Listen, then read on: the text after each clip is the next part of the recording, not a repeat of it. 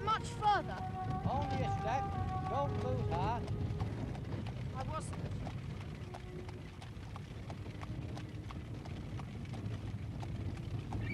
Oh, steady, mare. Steady, steady.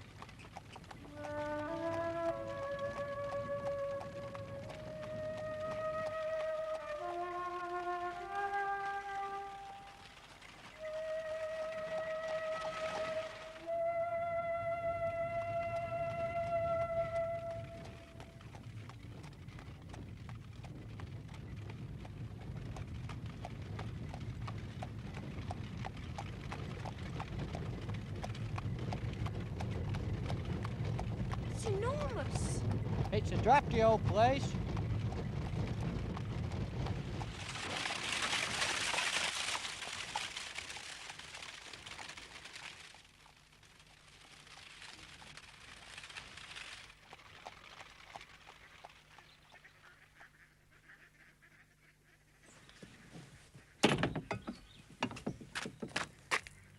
Mr. Stephen.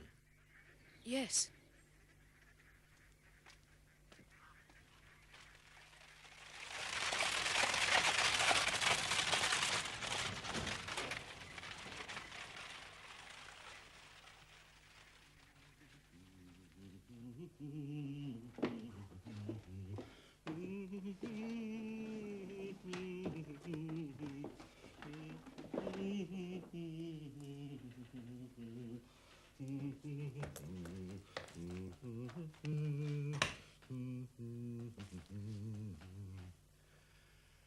He has come.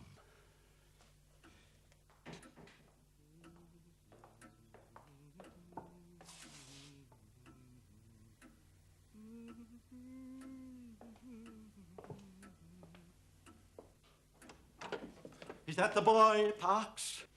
Yes, sir. Come in. Approach. Help with the bags, help with the bags. Well, Stephen, well. Here at last, eh? Yes, sir. You don't remember me? Your cousin, twice removed? Peregrine Abney is my name. How do you do? Very well, thank you, sir. Fine, firm hand. Warm-blooded, strong-pulsed. Excellent.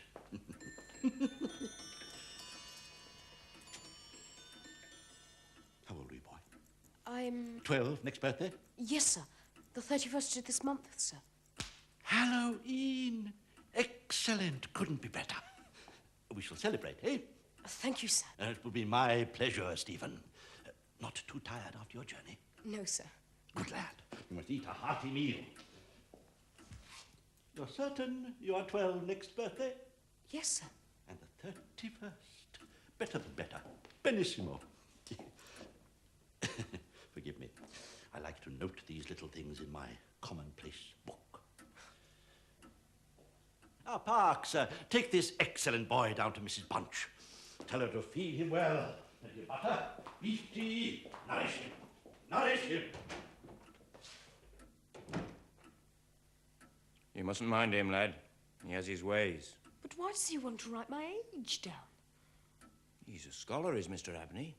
He writes everything down. This way, Master Stephen.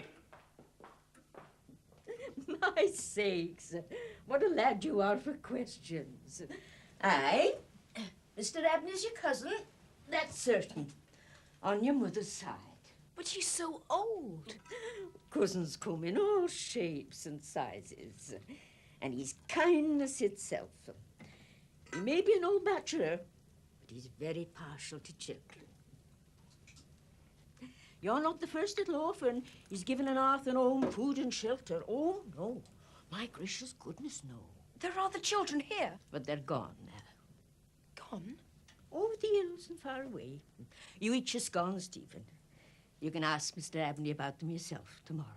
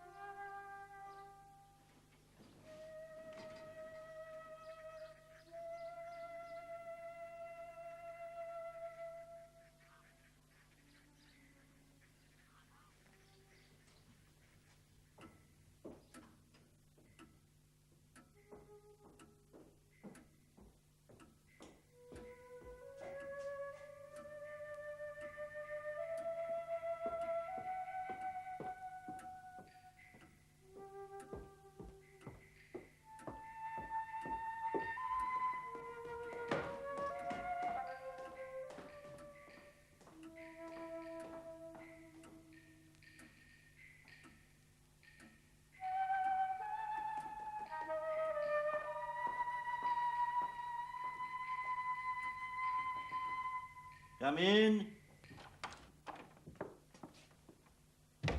Come in, Stephen. Good morning. Sleep well? Yes, thank you, sir. Good, that's the idea. Plenty of sleep.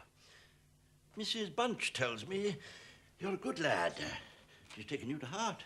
Indeed, her words were, a kind lad with an inquiring frame of mind. That's so? Well, she did say that there had been other children in the house, sir. Did she? Quite so, but they've gone. I like inquiring minds. Have one myself. There's so much to know, so much to learn in this old world. Eh? Yes, sir. And we're none of us given much time. Lifespan, mere flicker, no time at all. Censorinus. Have you read Censorinus? No, sir. Excellent fellow. He searched. Dead now. 403 BC. But his work lives on, immortal. To some, to the chosen, immortality is given, Stephen. Oh, may I explore the grounds, sir? Of course. No need to ask, lad. Yes. Fresh air, plenty of exercise, roses in the cheeks. Good.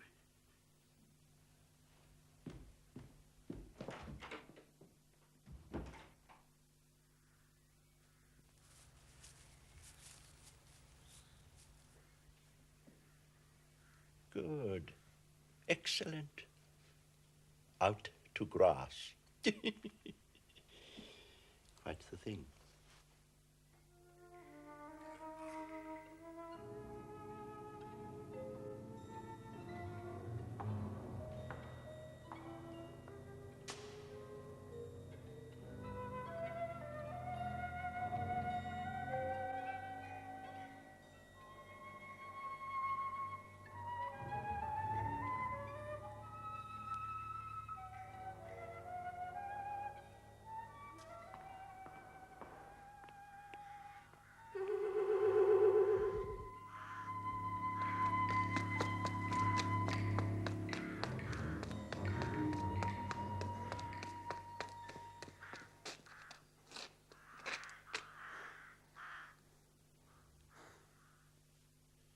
And it is recorded by Simon Magus that he was enabled to fly through the air.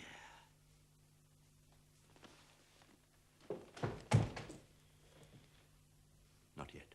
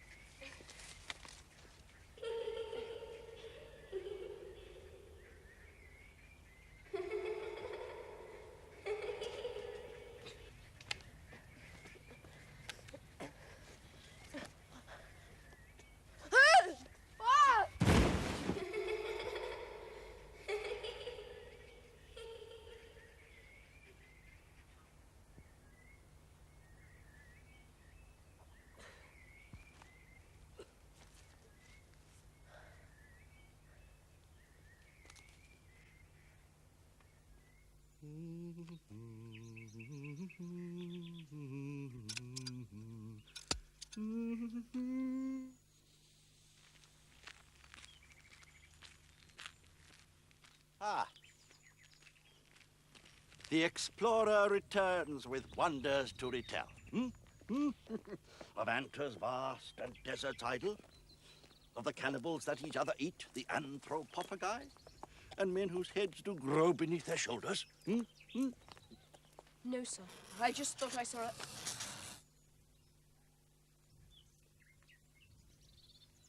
What? What? Nothing. I saw nothing. I only walked and climbed an old tree. Good for the circulation. That's a nice plant. At least the flowers. Borage, starflower, bee bread. ego Puklosov and Troyan. Didome. A leaf or two of this in a cup of claret exhilarates the heart, Stephen.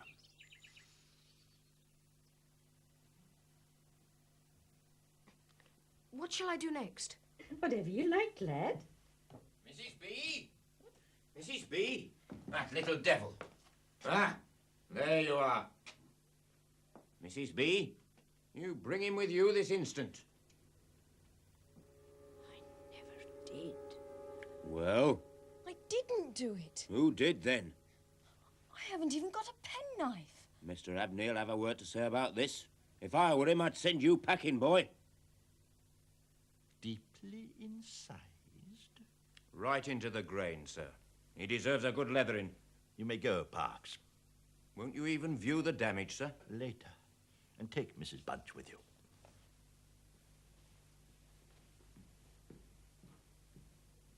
But I didn't do it, sir. I believe you, dear boy. Then who did? Who knows? Hermes Trismegistus. There are more things in heaven and earth.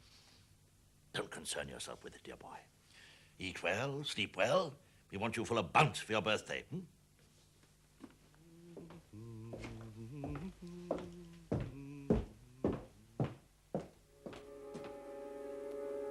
Crudely scored under great pressure. The wood being too old and hard to have been so incised by the hand of a living child. Is Mr. Abney a good man? And will he go to heaven? Good. Bless the child. Did you never ask him about the little boy he took in this 7 years back? I try to. Was he called St. Serenus? No. Giovanni was his name. And the little girl, did he not tell you about her? No. Did she like climbing trees? No. She was quite the little lady.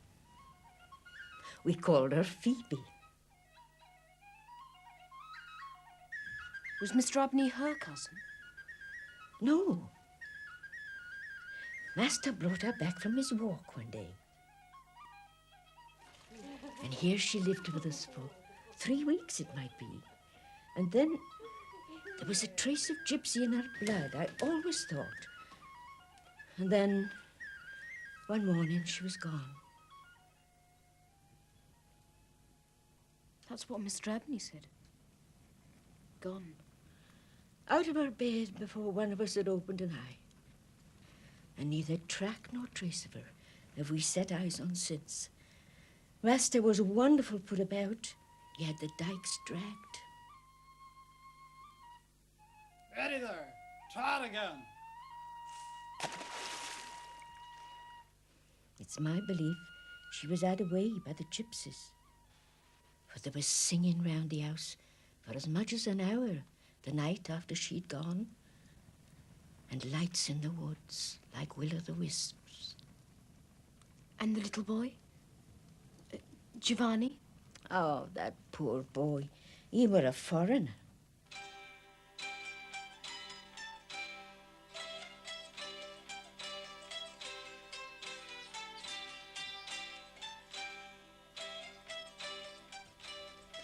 Master found him a playing his hurdy-gurdy. He had him in that very minute. Mrs. Bunch! Mrs. Bunch! Quanti anni hai? Mrs. Bunch! 12 anni, signore. Good, good. Mrs. B, the boy is staying. His name's Giovanni. I want you to look after him, feed him. I tuoi genitori vivono ancora? No, signore. Sono morti tutti e due. Ah, and he's an orphan, poor lad. Both parents dead, and only 12. Sicuro che hai 12 anni? Sì, signore. Bravo, bravo! It went the same way with him. He was off one morning, same as the girl. They're an unruly lot, these foreign nations. Was that his hurdy-gurdy? He played a lovely tune on that. Never without it. Then why did he leave it behind?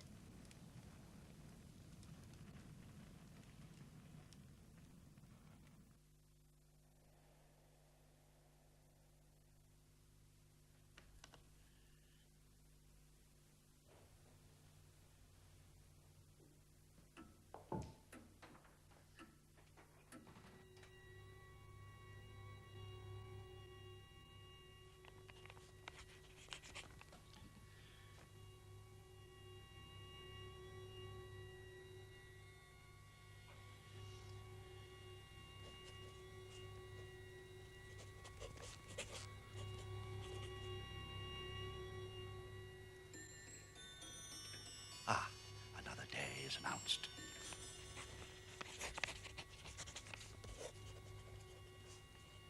Another step towards victorious, everlasting life in this world.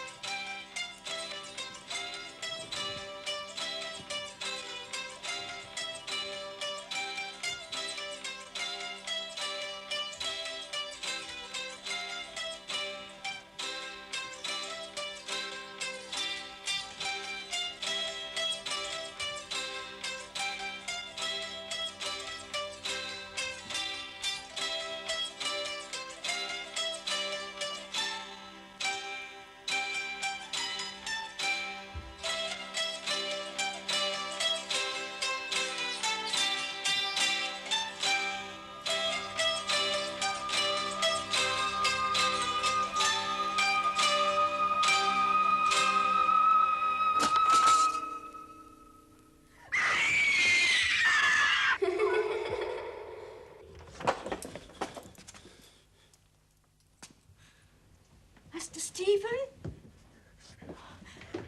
Master Stephen! Has the boy been dreaming? Master Stephen! There. My six! They'll froze me blood. Oh, Mrs. B. Walked in his sleep. In there, in the bath, hurdy-gurdy. Nothing there at all. You were dreaming, Stephen. I wasn't. The little boy, he led me, and the girl, she was in the bath. A silly old dream. Exactly. Take him down to your room, Mrs. Punch. Give him a posset. No hearts. They had no hearts. And the hurdy-gurdy, it was still playing. Now, you're a big boy. Nearly 12. Off you go with Mrs. Punch. A nice warm posset. Come along, Master Stephen.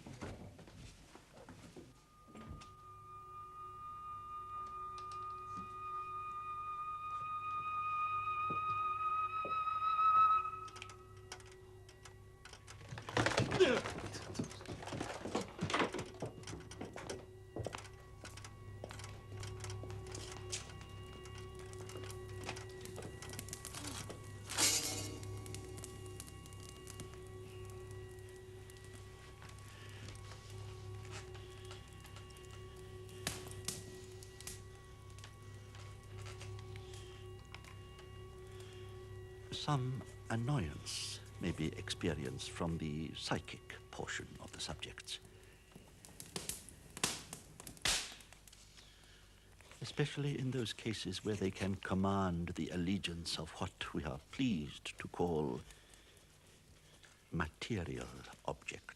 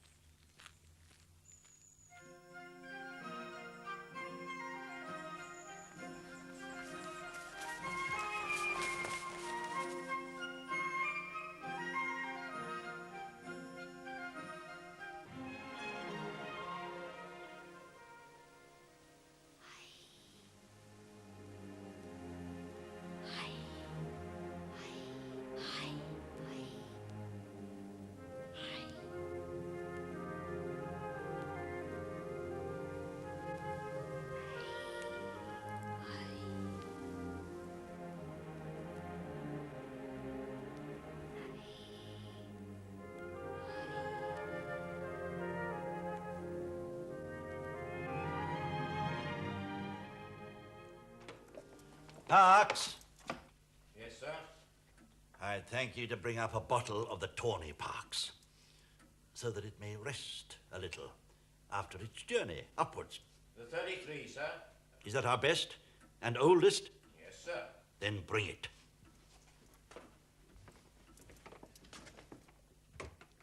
You're not too growed for candles? No. Then blow.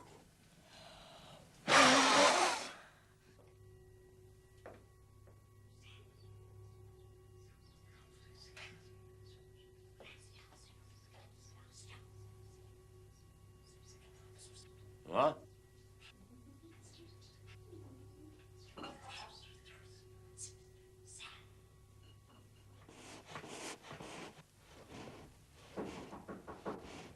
Who is it? It's me, sir. Come in, come in.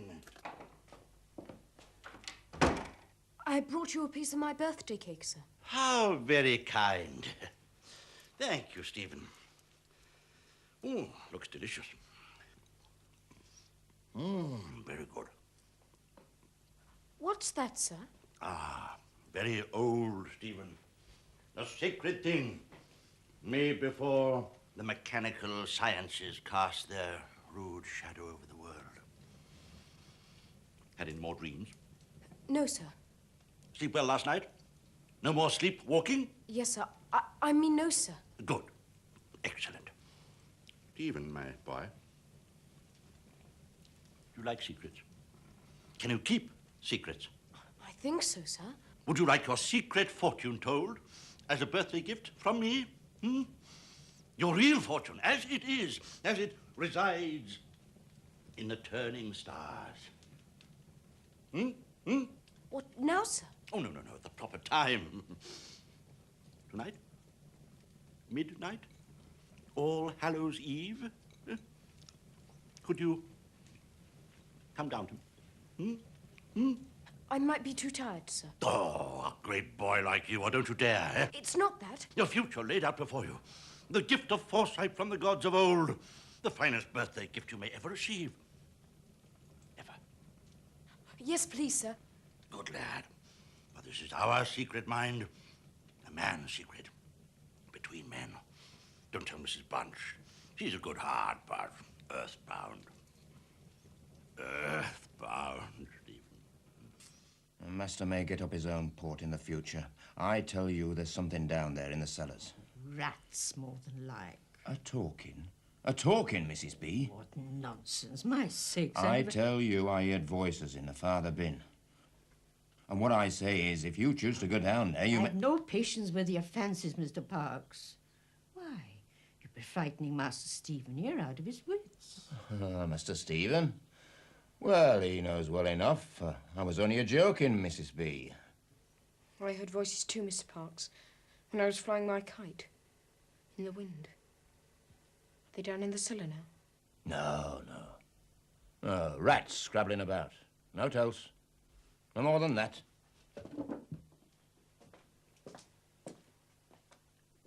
Did Master like the cake? Yes, it was very nice. Didn't you hear the voices, Mrs. Bunch, the night the little girl ran away? I dare say I imagined them. It was all of 18 years ago. But you said that... I say lots of things, Master Stephen, but not on All Souls' night. Oh, dear me, no. This night I'll say me prayers heartily and lock me door, thank ye.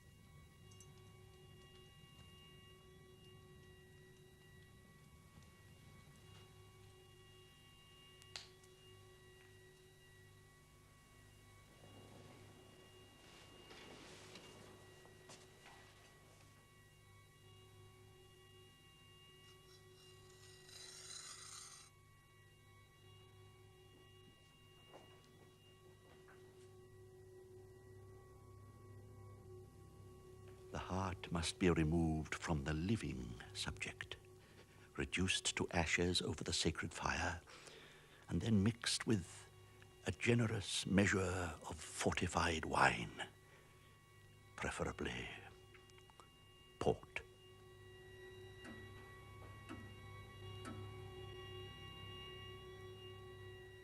Yes, yes.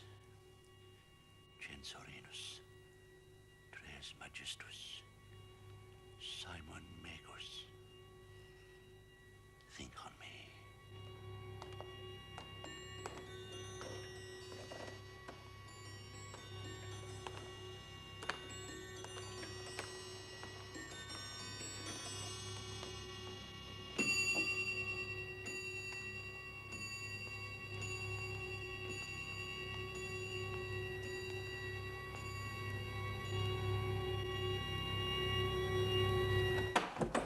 Quick, or we'll be late. Quick. Dear boy, we have so little time. The potent hour has come. You're hurting my wrist, sir. Oh, and your heart beats wildly, does it not? I can hear it. It yearns to be free, and it shall be, Stephen. It shall be. But first, you must drink. But I thought that... No time for thinking. This is the time for doing. Drink. Is it caught? The sun in quintessence, the blood of Mithras. Drink. I don't like it. Must I? Absurd boy, ridiculous child. Of course you must. Before you can tell any fortune? Your fortune is my fortune, Stephen, as was the girl's, as was the little Italian boy's. You complete the work of 20 years, Stephen. No! Drink. No! You must. No! You shall. No! No! Drink. Drink. Not poppy, nor mandragora, nor all the drowsy syrups of the world. Sleep, dear boy, sleep. Breathe deep.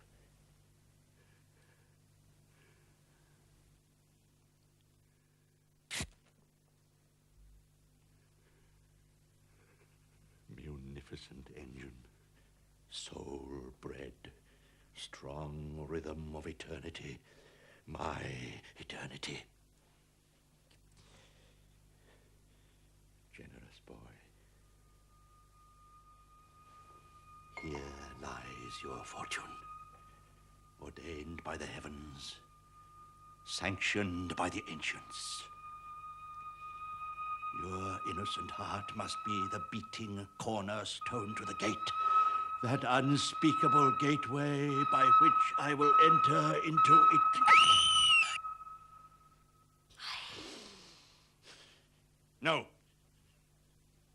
You come too late. No, you cannot come on me.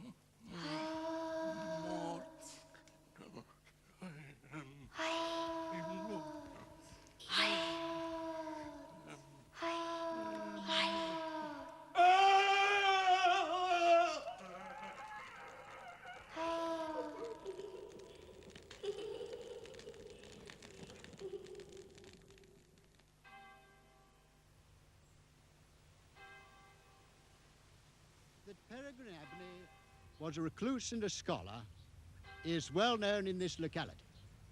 What precisely was the nature of his research, I think it better for God-fearing mortals not to inquire. Suffice to say that though the manner of his death is doubtful, whether he was struck down by his own hand or by forces which in another age might well be attributed to the devil, to Satan himself. Suffice that we should pray that his soul may rest eternally within the sight and love of God. His will be done.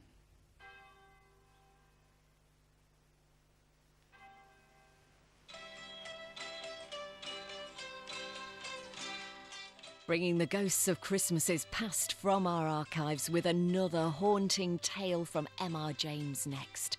An aristocrat cannot escape the curse of an ancestor in the ash tree in just a moment.